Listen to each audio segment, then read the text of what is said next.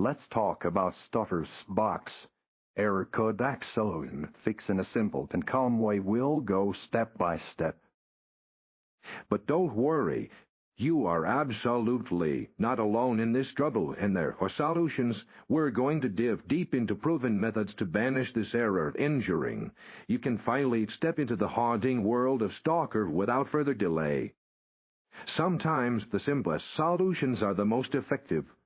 When dealing with stubborn errors, first try a complete power cycle of your box console. Hold down the power button for about 10 seconds until it fully shuts off, then unplug it from the wall for a minute or two. This process clears out any temporary glitches or cached data that might be causing the error, giving your system a much-needed fresh start before you attempt to launch Stalker again.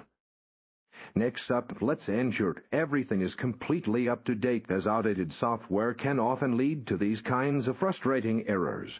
Head into your box settings and meticulously check for any system updates that might be pending for your console. Additionally, verify that Stalker itself doesn't have a crucial patch or update waiting to be downloaded and installed. A simple update could very well be the key to resolving that stubborn algorithm code and finally getting you into the game.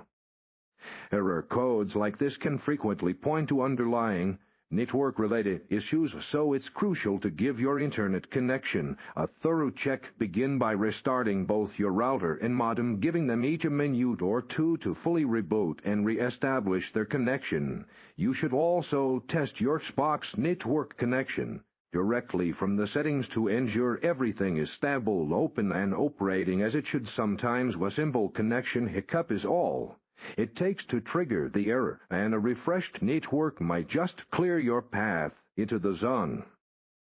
If all previous troubleshooting steps fail, a fresh installation of Stalker might unfortunately be necessary, especially if game files became corrupted during the initial download or a subsequent update. This can feel like a drastic step given the considerable size of the game, but it often effectively resolves deep-seated file integrity issues.